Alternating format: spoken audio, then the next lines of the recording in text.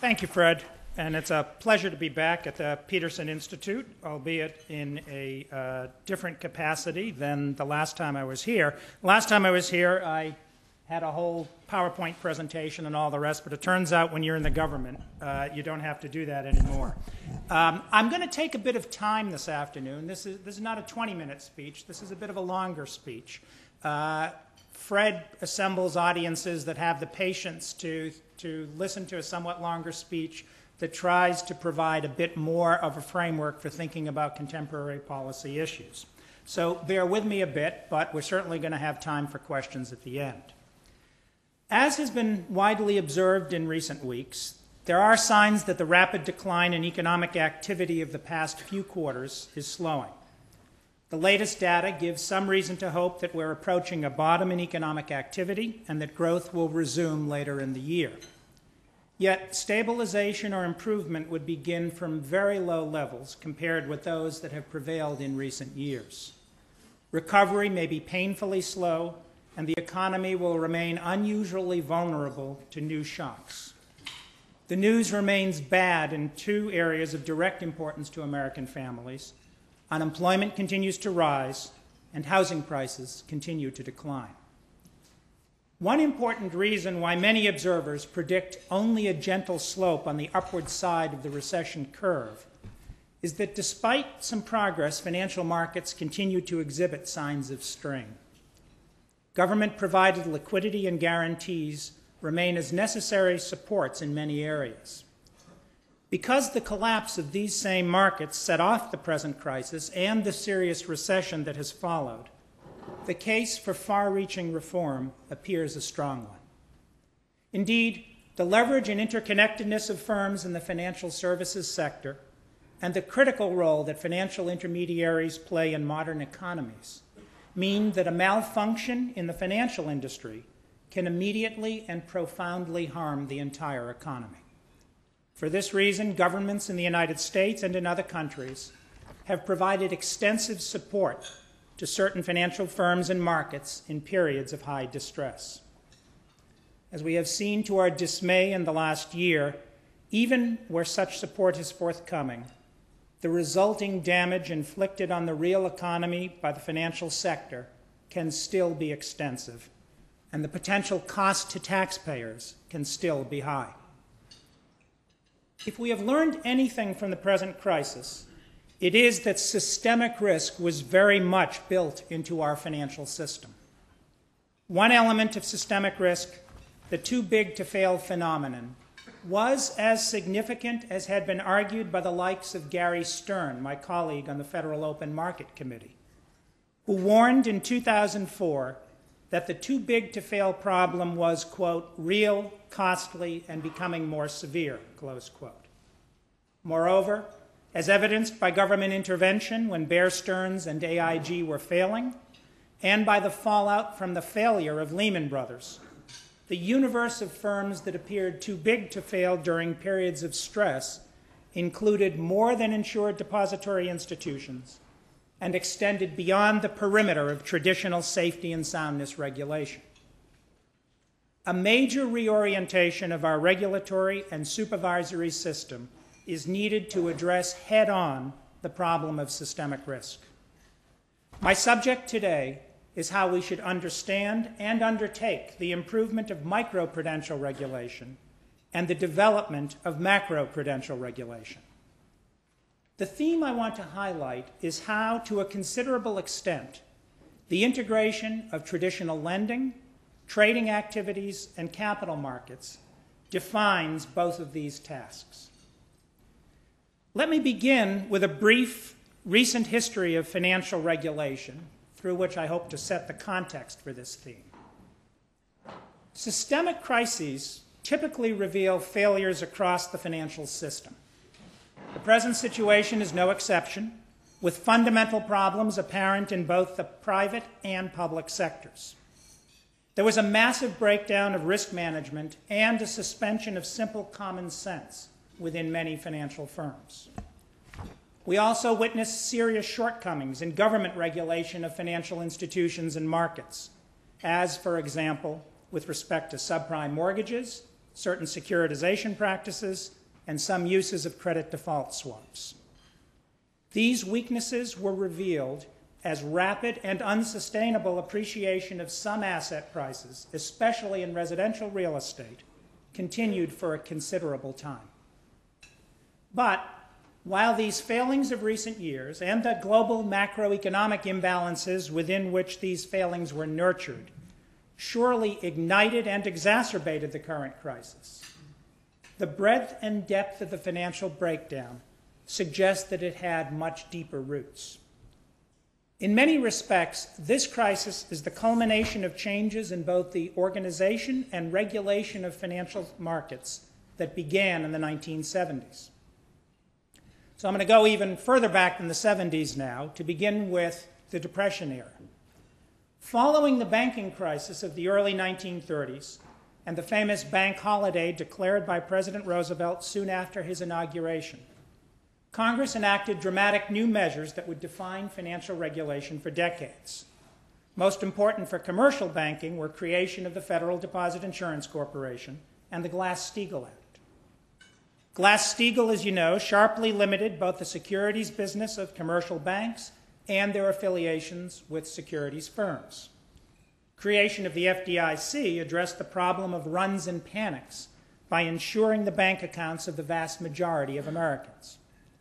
With the new insurance, retail deposits became a highly stable source of relatively attractive financing for banks, supported by the 1933 statutory prohibition of interest payments on demand deposits and the Fed's Regulation Q upper limit on interest rates paid on savings deposits, which together suppressed competition for deposits among banks. Along with pre-existing strictures included in the National Banking Act and state laws, Glass-Steagall established a regulatory system that largely confined commercial banks to traditional lending activities and, because of controls on branching and interstate acquisitions, to a relatively narrow geographic area.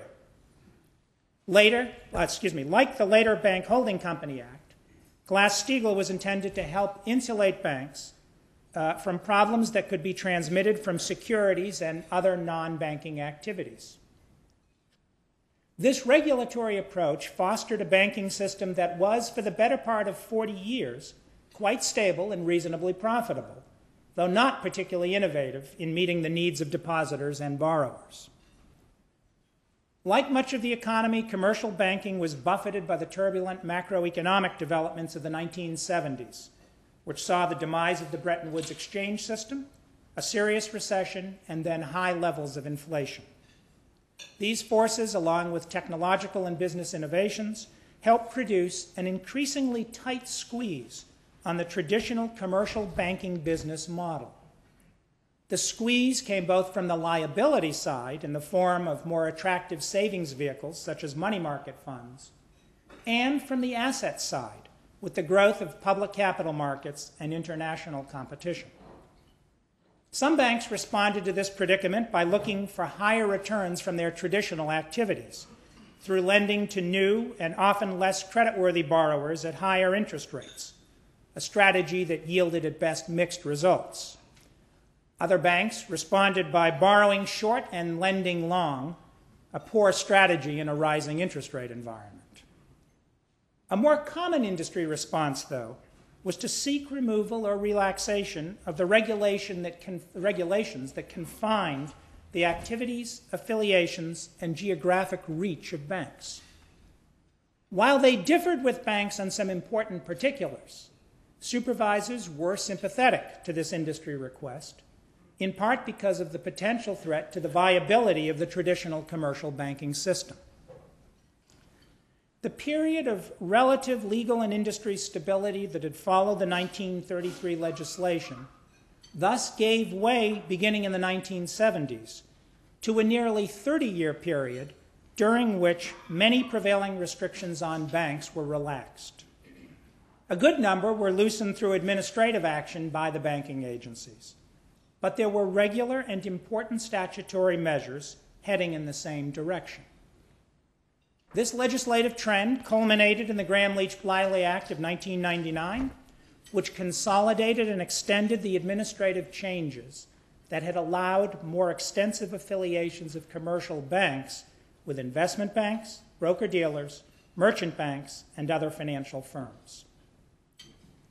By the turn of the century then, this is 20th to 21st, by the turn of the century then, the Depression-era cluster of restrictions on commercial banks had been substantially loosened.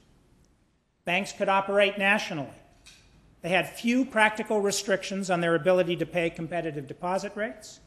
They could conduct a much broader range of activities within their own operations, and they could affiliate with virtually any kind of financial firm. Meanwhile, of course, financial engineering had been rapidly changing the character of the financial services sector as a whole. Securitization and associated derivative instruments were merging capital markets and traditional lending activities. They were fueling the growth of what had become known as the shadow banking system.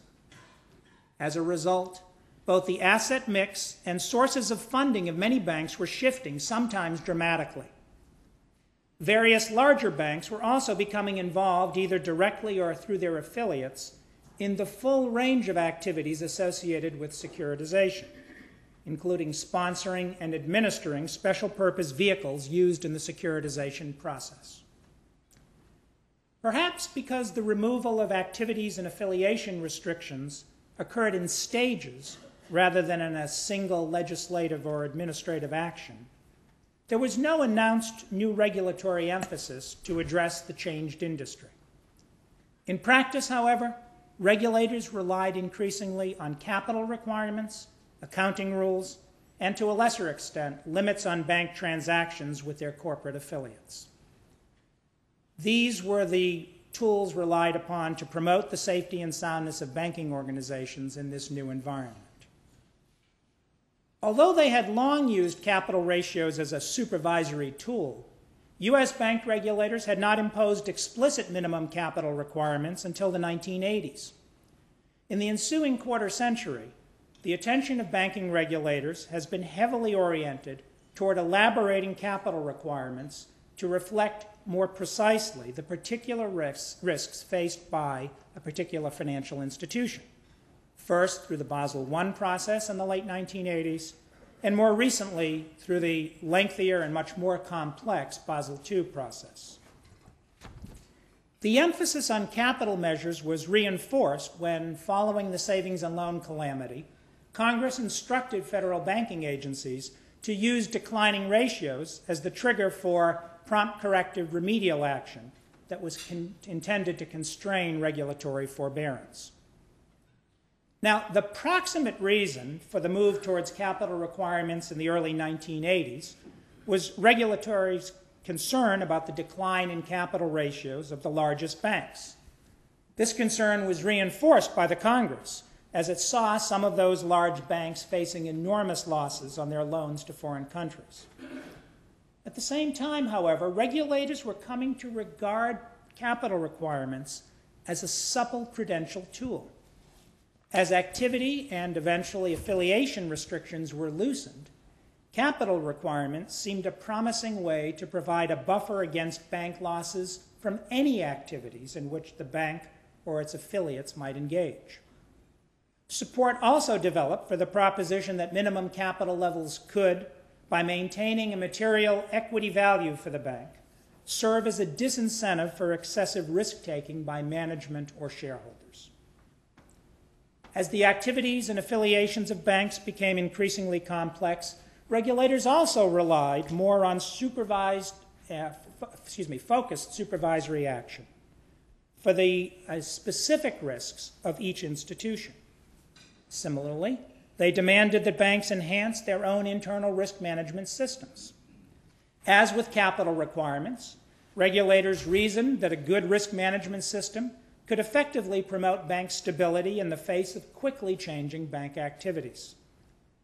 The two regulatory tools, seeking greater risk sensitivity in capital requirements and greater effectiveness of internal risk management systems, came together in Basel II's advanced internal ratings-based approach to capital regulation. Thus, at the onset of the current crisis, the financial regulatory system had accommodated the growth of capital market alternatives to traditional financing by, first, relaxing some restrictions on bank activities, and secondly, relaxing virtually all restrictions on affiliations between banks and non-bank financial firms. In place of the superseded restrictions were capital requirements focused on credit and market risk, along with a greater emphasis on supervision and risk management, especially at larger firms. These legal changes facilitated a wave of mergers and acquisitions that created a number of very large, highly complex financial holding companies centered on a large commercial bank. These, of course, were subject to prudential regulation. At the same time, there was a group of very large, significantly leveraged freestanding investment banks, whose market practices were regulated by securities laws, but which were not subject to prudential regulation. There were, of course, many ways in which this financial regulatory system fell short of the objective of maintaining stability in the financial system. Any one explanation inevitably oversimplifies what was a complex and long-developing set of vulnerabilities. However, as I have earlier suggested, I believe an analysis can be profitably organized around the premise that the regulatory system did not come close to adequately accounting for the impact of trading and capital market activities on both traditional banking and systemic risk.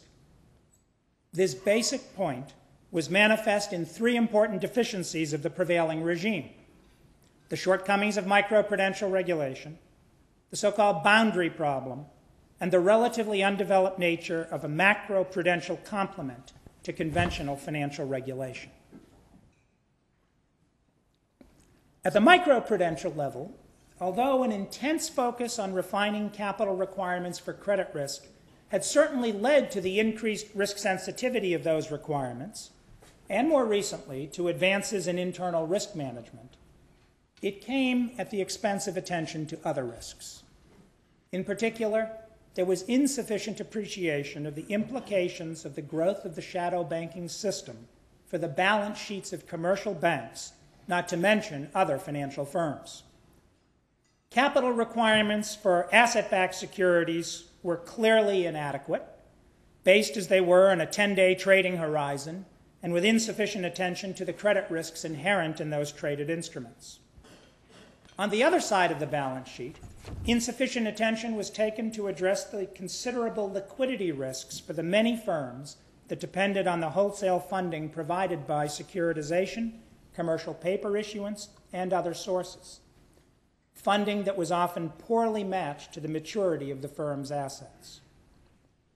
More generally, bank holding company supervision was principally focused on protecting the commercial bank within the holding company. There was probably too little attention to the risks faced and created by the entire holding company, including the affiliates principally involved in trading and other capital market activities. This weakness may be explained in part by the supervisory approach embedded in the Gramm-Leach-Bliley Act. By dividing supervisory authority for holding company affiliates among a number of supervisors based on their charter or activities, that law elevated the concept of functional regulation to the potential detriment of a more effective form of consolidated supervision. But it was also the case that not enough supervisory scrutiny was given to the risks associated with securitization, the common exposures of different affiliates, and the implications of the massive growth of off-balance sheet assets for safety and soundness. Indeed, supervisors sometimes seem themselves to underappreciate the importance of reputational risk, which to some degree undermined the entire concept of an off-balance sheet asset. Moving to the boundary problem, this one can be simply stated. Systemic risk concerns, including too-big-to-fail issues, extended beyond bank holding companies to firms that were unregulated, at least for safety and soundness purposes. Indeed, a dramatic development of the crisis was the series of runs on non-depository financial institutions. A combination of leverage, extensive counterparty relationships, and dependence upon asset sales for liquidity made such institutions both vulnerable to a wholesale funding run and a threat to the entire system. One of the many striking consequences of the crisis for the U.S. financial system is that none of the 5 large freestanding investment banks that existed in 2007 remain so today. Lehman, of course, declared bankruptcy. 2 others have been absorbed into existing bank holding companies, and the remaining 2 have been converted into new bank holding companies, which made them eligible for emergency government liquidity and guarantee assistance. In effect, then, government assistance has been available ex post to protect the counterparties of 4 of the 5 firms. Yet none was subject to a statutory ex ante framework for prudential regulation. Solving the boundary problem alone, however, will not counterbalance contemporary sources of systemic risk. The rapid development of market-based financial intermediation has also highlighted the need for a macro-prudential regulatory approach to complement more conventional prudential supervision. Of course, systemic risk and the associated problem of too big to fail have long concerned financial regulators. Traditionally, though, systemic risk was thought to rest in the potential for the failure of one bank to produce depositor panic that infected other solvent banks, or for the failure of one large bank to bring down counterparties that were dependent upon payments from the first institution. Federal deposit insurance addressed the first source of systemic risk. The second was offset by regulations designed to ensure the solvency of each bank and by the potential availability of liquidity from the Federal Reserve in its role as lender of last resort. The metaphor frequently invoked in thinking about systemic risk was a row of dominoes. If one bank fell, either becoming illiquid because of a depositor run or insolvent because of severe losses, then the whole row might be toppled. A limited version of this dynamic occurred in the mid-1980s when Continental Illinois Bank, systemically important because so many other banks held deposits in it, had to be rescued by the FDIC after a foreign depositor run that itself followed heavy losses. For the last quarter century, however, the near misses in our financial system have originated not from this classic pattern, but from outside the commercial banking system. The new market-based liquidity problems arose from sudden, sharp movements in asset prices that led to enormous market uncertainty concerning the values of those assets. As what were now liquidity-strained institutions made increasingly distressed asset sales, they placed further downward pressure on asset prices, leading to margin calls for leverage actors and mark-to-market losses for all holders of the assets.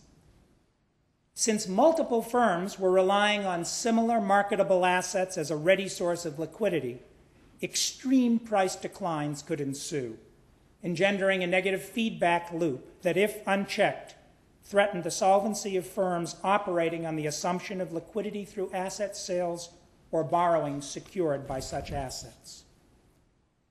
In the cases of the 1987 stock market crash and the 1998 implosion of long-term capital management, the damage was contained by quick emergency actions initiated by the Federal Reserve.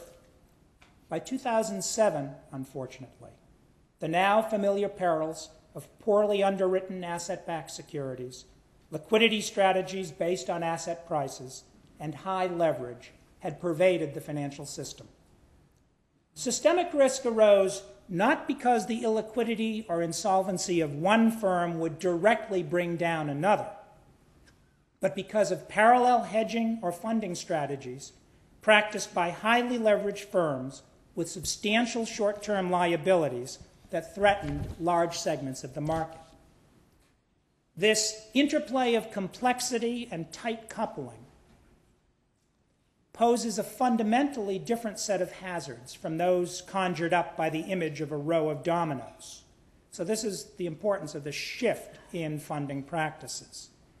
The more apt metaphor is of a dense network whose connections are often obscure to many participants, in which the risk is not simply of counterparty exposure, but of the potential for liquidity problems at a firm with which others have no relationship, a potential that may nonetheless affect their own balance sheets and liquidity positions.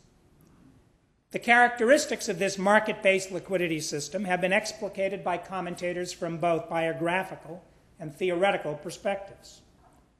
Although some regulatory attention was devoted to these risks following the earlier mentioned market events, there is clearly the need for a comprehensive approach to analyzing and, where appropriate, taking action to address them. How then should we respond to the shortcomings of the current financial regulatory system?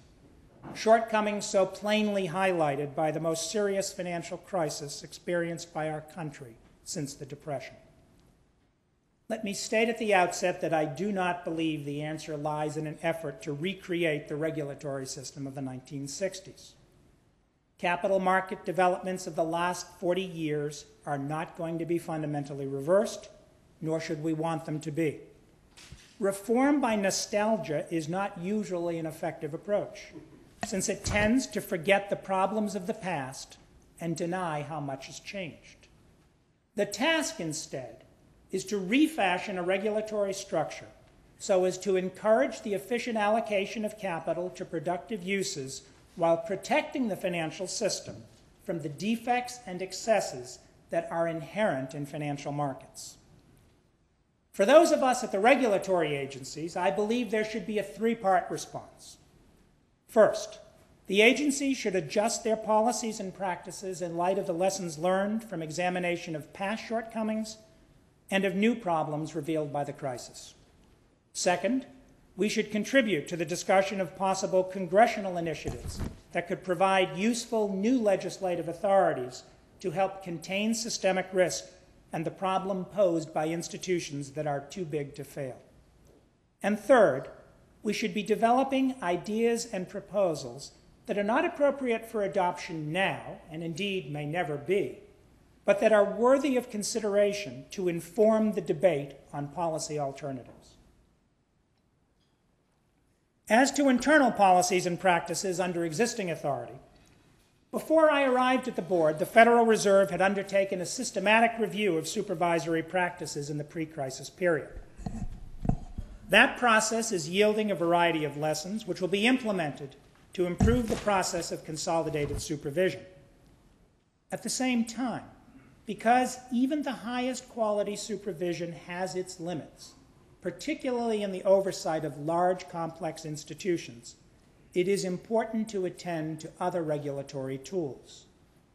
The three pillars of rules, supervision, and market discipline laid out in the Basel II capital framework should be the conceptual foundation for regulation of financial institutions more generally. With respect to applicable rules, a parallel board process of examining current regulations has already led to numerous initiatives, many in conjunction with our fellow American regulators and the foreign regulators represented in the Basel Committee on Banking Supervision. Some of the more important of these initiatives include upgrading the quality of capital held by regulated institutions, overhauling the capital requirements applicable to market risk, and assessing the various ways in which regulation has had an undesirable pro-cyclical effect. While it is clear that improved capital regulation alone would not have prevented the financial crisis, it is equally clear that large financial institutions should have been required to hold higher levels of capital in the pre-crisis period. There is one further point that is important to make on the topic of minimum capital requirements, and indeed of all rules in prudential regulation. A rule that looks to be good on paper to be a good approach can sometimes turn out not to be so in practice. Rules will not serve their purpose if they cannot be implemented correctly by firms, or if they cannot be monitored and enforced adequately by regulators. Turning now to liquidity. The central role of liquidity problems in fomenting the crisis also suggests the need for considerable attention to ensuring that firms have adequate liquidity risk management practices. While the most serious liquidity problems occurred outside traditional commercial bank lending and borrowing activities, the crisis revealed significant fragilities in financial institutions' extensive use of short-term repurchase agreements and reverse repurchase agreements to finance large portions of dealer inventory and trading positions. The resulting pressures in the tri-party repo market reveal why liquidity concerns must be addressed at both the firm-specific and system levels. Now, market discipline. Market discipline has at times been proposed as the principal means either to ensure the stability of financial institutions or to counter too big to fail concerns. This has always seemed to me an interesting intellectual position, but a quite impractical one. The opaqueness of complex financial institutions is unlikely ever to be fully penetrated, and market analysts can share misperceptions of risk with those inside financial institutions. As the Financial Services Authority of the United Kingdom has pointed out, credit risk spreads for major financial institutions in the spring of 2007 suggested that bank riskiness was at historically low levels, despite what we now know to have been the imminence of major problems. Yet, one need not subscribe to an exaggerated view of the potential of market discipline in order to believe that there is considerable room for progress in enhancing the transparency of financial firm operations so as to permit better market monitoring. Indeed, the relatively short shrift given to disclosure requirements in the Basel II process reminds us how supervisors can at times place excessive trust in their own capacities to identify risks and evaluate risk management capacities. A different kind of market, or at least non-government discipline, should be fostered in the internal corporate policies of financial institutions. Adequate management oversight of firm operations and board of director oversight of management are as important to prudential regulatory policy as they are to corporate law. Similarly, compensation systems that incentivize employees to take actions that entail excessive risk in light of expected returns and costs can also have adverse effects on firm safety and soundness. While there's reason to proceed carefully in this area, there is a real need for additional supervisory action to strengthen previous guidance on compensation. The board is currently developing proposals that will help ensure that compensation systems take appropriate account of the riskiness of the firm's activities as well as the firm's financial performance. Finally, we are augmenting our supervisory approach for bank holding companies to include a more explicitly systemic perspective. Horizontal reviews of risks, risk management, and other practices across multiple financial firms can help identify both common trends and firm-specific weaknesses. The recently completed Supervisory Capital Assessment Program, or SCAP, of the nation's 19 largest bank holding companies both confirmed and advanced the utility of this supervisory technique. Use of a uniform set of supervisory stress parameters facilitated more precise identification of institution-specific strengths and weaknesses in both risk and risk management capacities. Although the SCAP was an unprecedented exercise in an unprecedented situation, some lessons learned from our conduct of that exercise will be incorporated into more routine supervisory practice.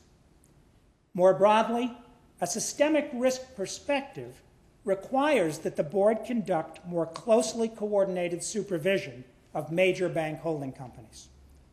This is the direction in which we will be moving, with more extensive, regular integration of board staff into the ongoing supervisory activities of reserve bank staff, as well as greater emphasis upon common approaches to monitoring and supervising large institutions.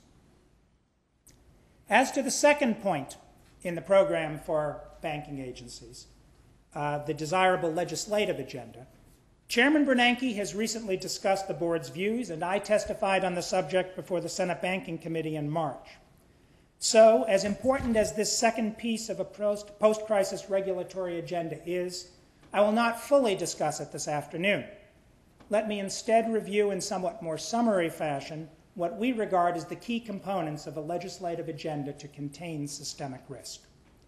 First, there should be a statutory requirement for consolidated supervision of all systemically important financial firms, not just those affiliated with an insured bank as provided for under the Bank Holding Company Act of 1956.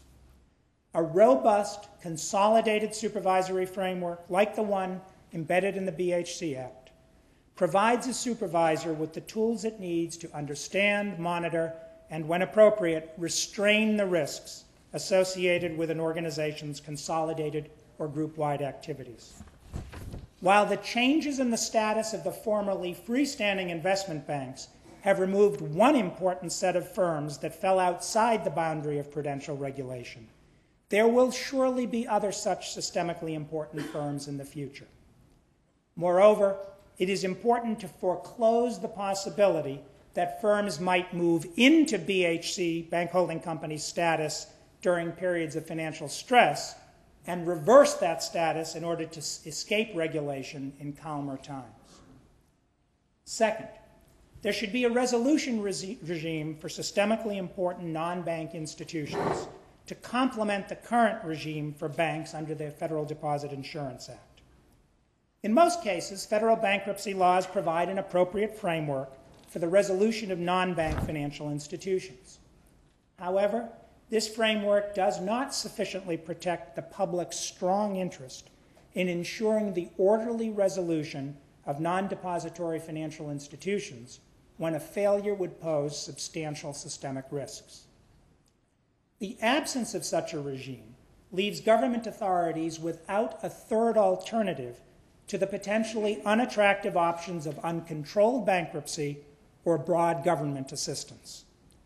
The resolution regime is thus an important piece in an agenda to address the too-big-to-fail problem.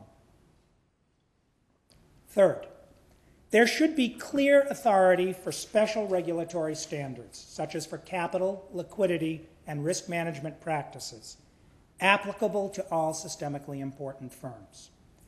The contributions of these firms to the aggregate level of risk within the financial system and the huge negative externalities that would be produced by the failure of any one of these firms provide powerful arguments for such standards.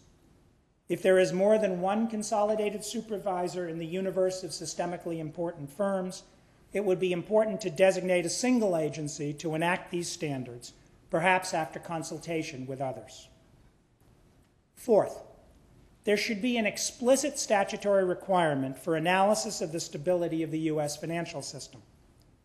Given the difficulties in identifying with precision latent systemic risks, and in distinguishing such risks from more benign market developments, it would seem wise to involve multiple agencies in this analytic effort, perhaps as a designated subgroup of the President's Working Group on Financial Markets. Congress might also want to require this group to issue periodic reports on the stability of the U.S. financial system in order both to disseminate its own views and to elicit the considered views of observers outside the government. Fifth, additional statutory authority is needed to address the potential for systemic risk in payment and settlement systems. Payment and settlement systems are the foundation of our financial infrastructure. Financial institutions and markets depend upon the smooth functioning of these systems and their ability to manage counterparty and settlement risks effectively. Thus, if a system is not well designed and not able to manage the risks arising from participant defaults or operational disruptions, significant liquidity or credit problems could result. Currently, the Federal Reserve relies on a patchwork of authorities, largely derived from our role as a banking supervisor, to help ensure that critical payment and settlement systems have the necessary procedures and controls to manage their risks. By contrast, many major central banks around the world have an explicit statutory basis for their oversight of these systems. While these 5 elements of a legislative program are by no means the only areas worthy of consideration in the near term. We believe they would provide a sound statutory basis for approaching the task of limiting the frequency and severity of systemic problems. But we must all admit that we cannot know for certain if the regulatory, supervisory, and statutory changes I've already suggested will be adequate for containing systemic risk.